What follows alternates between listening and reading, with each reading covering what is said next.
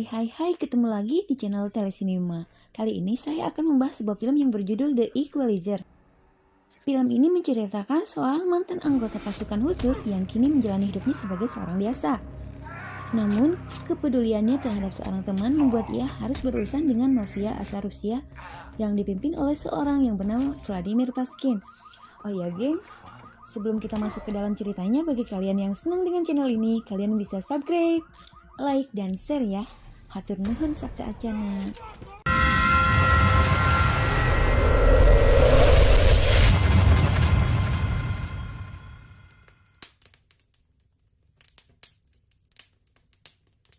Film diawali dengan memperlihatkan seorang laki-laki yang bernama Robert Michael. Robert Michael menjalani pekerjaannya di sebuah toko alat dan bahan bangunan. Ia terlihat sebagai sosok yang baik dan akrab dengan semua orang di situ, baik rekan kerja maupun pelanggan toko. Pada jam makan siang, Robert bertemu dengan Ralphie. Di situ Robert menasihati Ralphie untuk menjaga pola hidup dan makanannya. Hal ini ia lakukan karena ingin membantu Ralphie agar lulus dalam tes menjalani security. Robert hidup seorang diri di rumahnya. Ia menjalani waktu demi waktu dalam kesendirian.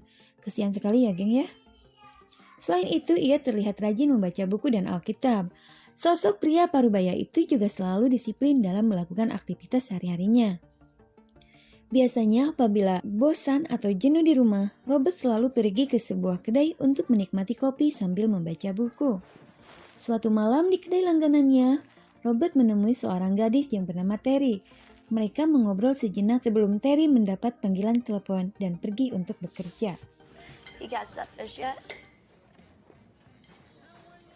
Just hooked it. Malam berikutnya, Robert kembali bertemu Terry. Seperti biasa, Terry menerima telepon yang mungkin dari tempat kerjanya. Namun saat itu Terry tampak tidak mau melakukan pekerjaannya. Sayangnya di depan kedai itu sebuah mobil telah menjemputnya. Dari dalam mobil itu tampak seorang lelaki yang merupakan pelanggan Terry. Kini Robert seolah memiliki gambaran akan pekerjaan Terry. Keesokan malamnya Robert bertemu Terry di kedai yang biasa. Terry lalu menemani Robert untuk makan dan mereka mengobrol dengan akrab. Saat itu Terry menceritakan bahwa nama aslinya adalah Alina.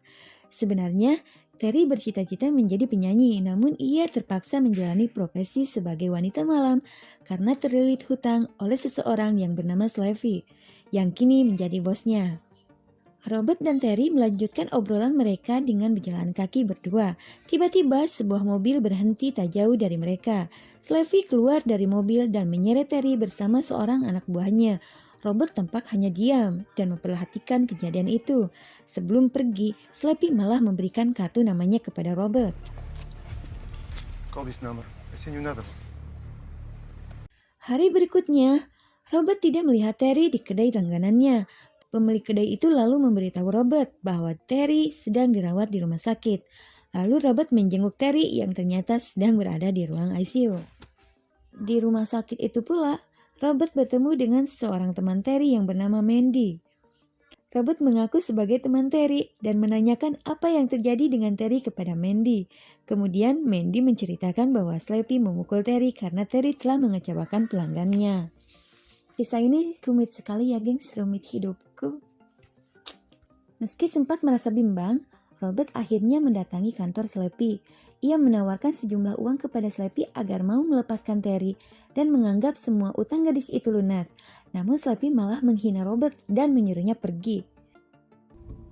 I still consider her as virgin. Take your fucking money. Robert memang berbalik dan menuju pintu, tetapi ia tidak berniat pergi. Ia menutup pintu kantor Slavy, menganalisis isi ruangan sejenak, dan mengatur stopwatch pada arlojinya. Lalu dengan sangat cepat, Robert menghabisi semua orang dalam ruangan itu. Robert tampak kecewa karena ia membutuhkan sedikit lebih lama dari 16 detik untuk melakukan semua itu.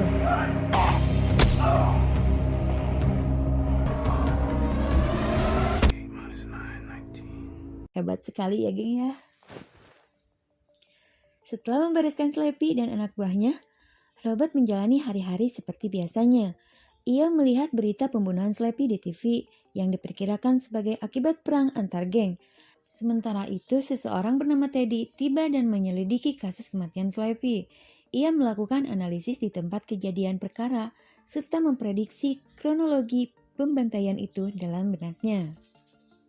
Di tempat kerjanya, Robert menanyakan mengapa ia tidak melihat Ralphie. Ia mendapat keterangan bahwa Ralphie sudah berhenti bekerja di tempat itu. Lalu Robert mengunjungi Ralphie, melihat Ralphie tengah membersihkan kedai milik ibunya yang baru saja mengalami kebakaran. Robert pun membantunya. Setelah itu Ralphie menceritakan kejadian yang sebenarnya itu kepada Robert. Ia mengakui bahwa kebakaran kedai itu adalah ulah 2 orang polisi yang selama ini selalu menarik uang keamanan ilegal dari mereka. Tidak butuh waktu lama bagi Robert untuk membereskan kedua polisi itu. Akhirnya 2 oknum polisi itu pun mengembalikan uang yang mereka dapatkan dari ibu Ralphie.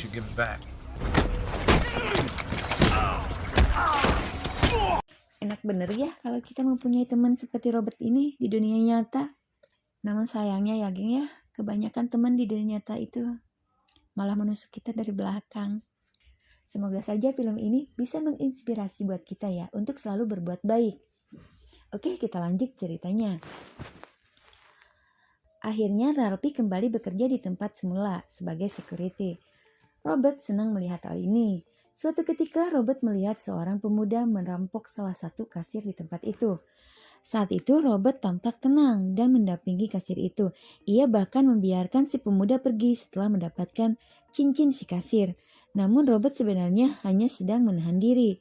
Ia tidak ingin melakukan tindakan yang brutal di depan pengunjung toko, terutama karena ada anak-anak di antaranya. Setelah mendapatkan informasi dari polisi terkait identitas pemuda perampok itu, Robert yang sebelumnya sempat mengingat nomor plat mobil pemuda itu pun beraksi. Tidak ada yang tahu bagaimana Robert melakukan aksinya, namun keesokan harinya si kasir tempat Robert bekerja menemukan cincinnya kembali di dalam laci.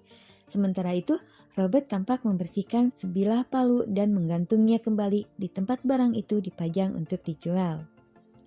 Di sisi lain, Teddy terus melakukan usahanya untuk melacak jejak pembunuhan Slavy.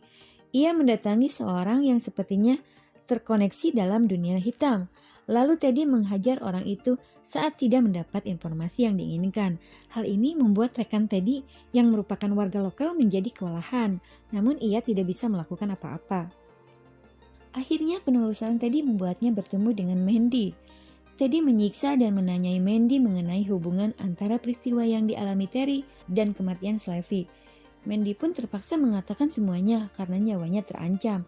Namun setelah mendapatkan sosok bernama Robert, Teddy tetap membunuh Mandy. Suatu malam, Teddy mendatangi rumah Robert dengan berpura-pura menjadi polisi. Teddy menanyakan kejadian Slavy kepada Robert. Robert menyangkalnya dengan tenang. Tetapi hal itu justru meyakinkan Teddy bahwa orang yang ia hadapi itu bukan orang sembarangan. Dan pemikiran Teddy terbukti benar. Ia terkejut melihat Robert keluar dari kedai dengan selamat. Bahkan sempat memotretnya. Sebelumnya Teddy sempat mengirim orang untuk membunuhnya, tetapi rupanya orang itu bukan ancaman bagi Robert.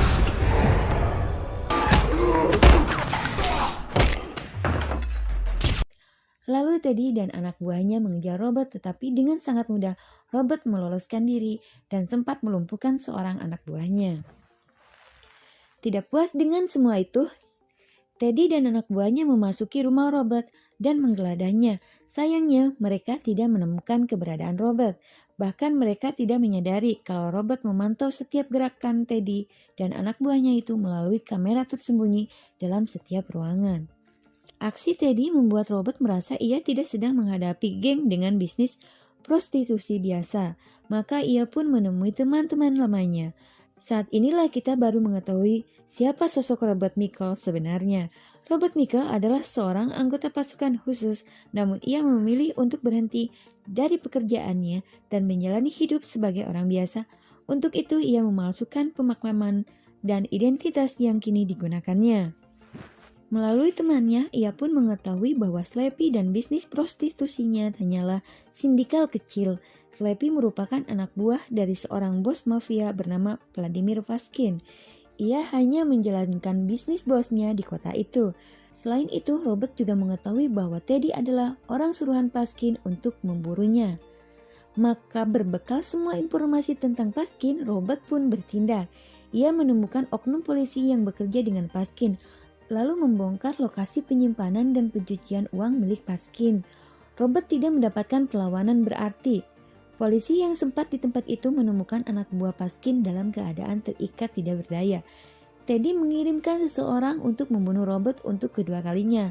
Namun Robert menghabisi orang itu sebelum Teddy menyadarinya. Robert bertemu Teddy, meletakkan kacamata orang yang hendak membunuhnya, dan memberi Teddy sebuah peringatan. Selain itu, Robert juga menantang balik Teddy. Teddy semakin tertekan setelah mengetahui Robert telah menghancurkan kapal tanker dan gudang minyak milik Paskin. Paskin mendesak Teddy untuk segera membereskan Robert. Maka Teddy memastikan bahwa Robert bekerja sendirian dan tidak memiliki organisasi tertentu di belakangnya.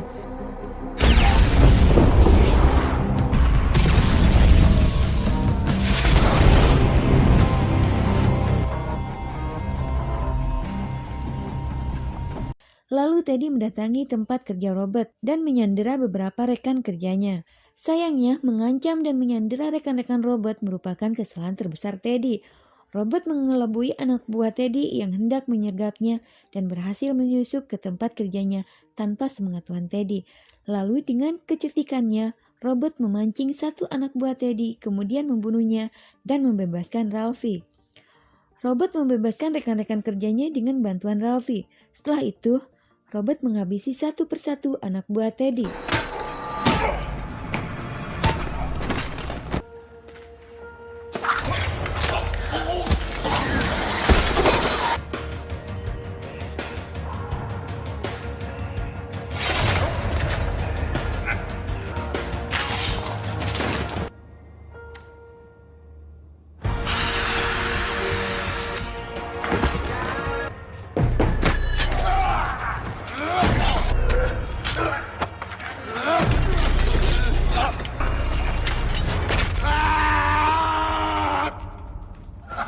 Teddy merasa semakin bingung dengan sosok Robert Michael yang ia hadapi ini. Bahkan hanya berbekal senjata penembak paku, Robert membuat Teddy tak berdaya saat mereka berdua berhadapan langsung. Sampai akhir hayatnya, Teddy tetap tidak mengetahui identitas asli Robert.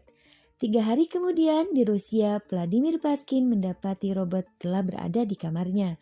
Ketika hendak memanggil anak buahnya, Paskin tewas tersengat listrik akibat jebakan Robert. Lalu, Robert meninggalkan tempat megah itu melewati jasad-jasad anak buah Paskin yang telah tewas. Robert kembali menjalani aktivitas sehari-harinya seperti biasa. Saat pulang berbelanja, ia berpapasan dengan Terry alias Alina. Alina telah pulih dan sehat kembali.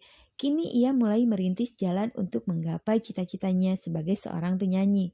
Mereka berpisah setelah Alina mengucapkan terima kasih kepada Robert. Di lain waktu, di kedai langganannya, Robert menerima sebuah pesan yang berisi permintaan bantuan. Ia menutup laptopnya sekaligus mengakhiri film The Equalizer.